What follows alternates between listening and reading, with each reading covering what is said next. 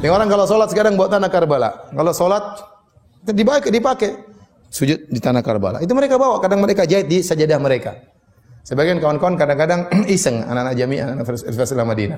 Lihat orang Syiah yang mau sujud, batunya ditendang sama mereka. Jadi harus gitu ya. Dibantah oleh para ulama. Kalau kau memang ingin sujud di atas batu Karbala, harusnya bukan cuma di sini saja. Di sini juga pasang batu, sama kan kita diperintahkan sujud di atas tujuh tulang. Harusnya 7 tulang semua kasih apa? Tanah Karbala. Tapi nggak ada yang melakukannya. Ya. Seperti biasa, Ustadz cerdas dan gerombolan Wahabi lokal selalu menyalah-nyalahkan, mengolok-ngolok, serta membid'ah-bid'ahkan amalia kelompok lain tanpa dasar pengetahuan yang memadai. Dalam video di atas, jelas dia mempromosikan akhlak mereka yang menendang tanah yang digunakan untuk sujud kepada Allah. Begitulah Ustadz cerdas dan gerombolannya menyikapi perbedaan dalam masalah fikih. Jadi jangan heran ketika para jamaah Ustadz cerdas melakukan hal yang sama. Sekarang mari kita lihat apa kata ulamanya Ustadz cerdas sendiri yang pastinya bukan ulama lokal. قل هل تصح الصلاة على التربة؟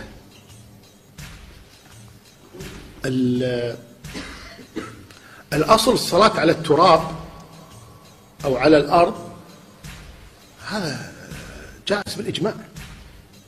والله سبحانه والنبي صلى الله عليه وسلم يقول وجعلت لي الأرض مسجدا وطهورا. وفي رواية عند مسلم وتربتها طهورا. فأيما رجل من أمتي أدركته الصلاة فليصلي فثم مسجده وطهوره. فالقصد أن الصلاة على التراب لا شك أنها صحيحة. السجود على شيء من الأرض أو على ورق كل ما أنبت الأرض فيقول هذا إحياء لسنة النبي صلى الله عليه وسلم، لأن النبي صلى الله عليه وسلم ما سجد طول حياته إلا على الأرض مباشرة أو على ما أنبتته الأرض.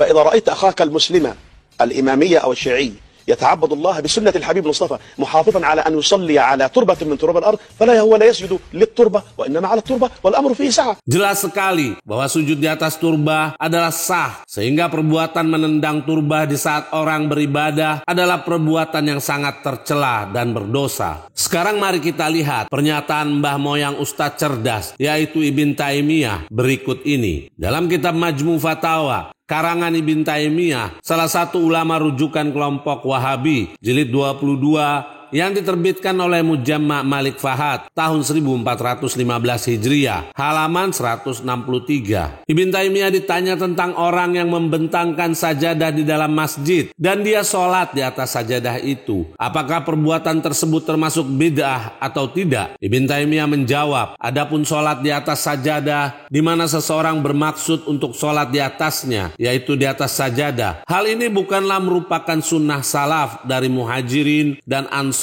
dan juga bukan sunnah tabi'in yang mengikuti mereka, yaitu mengikuti para sahabat dengan baik pada masa hidup Rasulullah. Akan tetapi muhajirin dan ansor, mereka selalu sholat di dalam masjid Rasulullah di atas tanah. Kami tegaskan, di atas tanah. Tidak ada seorang pun dari mereka yang menjadikan sajadah khusus untuk sholat di atasnya. Dan telah diriwayatkan bahwa sesungguhnya Abdurrahman bin Mahdi ketika dia berkunjung ke Madinah, dia membentangkan sajadah. Kemudian Imam Malik memerintahkan untuk memenjarakannya. Maka dikatakan kepada Imam Malik bahwa yang melakukan itu adalah Abdurrahman bin Mahdi. Maka Imam Malik berkata, tahukah engkau bahwa membentangkan sajadah di dalam masjid kami adalah bid'ah? Kami tegaskan, membentangkan sajadah saat sholat bid'ah.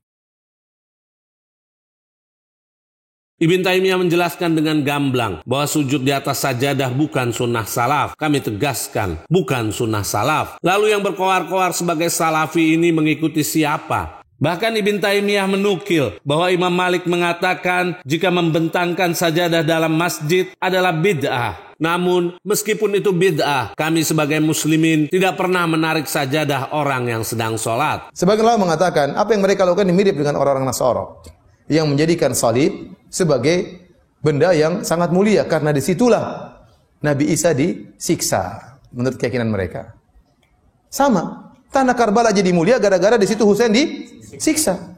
Ustadz cerdas lagi-lagi mengklaim, sebagian ulama mengatakan bahwa orang yang memuliakan tanah Karbala itu sama dengan Nasrani yang menjadikan salib sebagai benda yang sangat mulia. Karena penyakit imamnya, yaitu Ibn Taimiyah yang selalu mengatasnamakan ulama lain, ternyata menular kepada buntutnya, yaitu Ustadz cerdas. Sekarang mari kita lihat siapa yang memuliakan tanah Karbala dengan menciumnya. Dalam kitab Al-Musnad, karya Ahmad bin Hambal yang ditahqiq oleh Ahmad Muhammad Syakir, jilid 1, yang diterbitkan oleh Darul Hadis Al-Qahirah, cetakan pertama tahun 1995, halaman 446, hadis nomor 648. Dari Abdullah bin Nujay, dari ayahnya, suatu saat dia pergi bersama Ali. Dia, yaitu Nujay, adalah yang memegang wadah berwudu Imam Ali. Ketika keduanya sampai di Nainawa, ketika itu dalam perjalanan menuju Siffin, Ali berteriak, "Sabarlah wahai Aba Abdillah, sabarlah wahai Aba Abdillah,"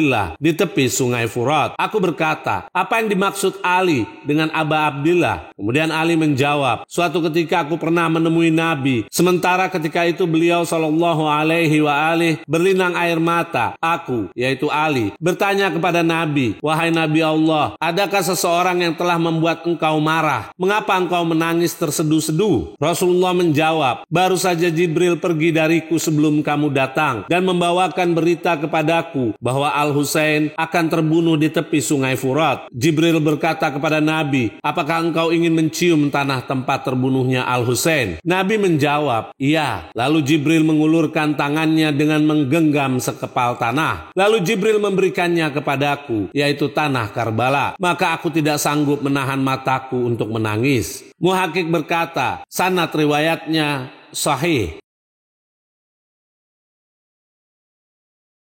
Apakah Ustadz cerdas hendak mengatakan bahwa Rasulullah sama dengan orang Nasrani? Jika tanah tersebut tidak mulia dikarenakan Al-Husain dibunuh di sana, maka mengapa malaikat Jibril menawarkan Nabi untuk menciumnya dan Rasulullah pun mau melakukannya? Beginilah gaya Ustadz Wahabi lokal yang selalu bicara serampangan dengan berbekal kebencian tanpa dasar ilmu. Hati-hati wahai Ustadz cerdas kalau bicara, karena nanti Anda akan berurusan dengan Rasulullah. Kami sarankan kepada pemirsa untuk lebih teliti dalam mendengar ocehan-ocehan Ustadz Wahabi dan berusaha untuk mencari informasi lain tentang fitnah yang disemburkan mulut-mulut mereka yang tidak takut pertanggungjawabannya di hadapan Allah.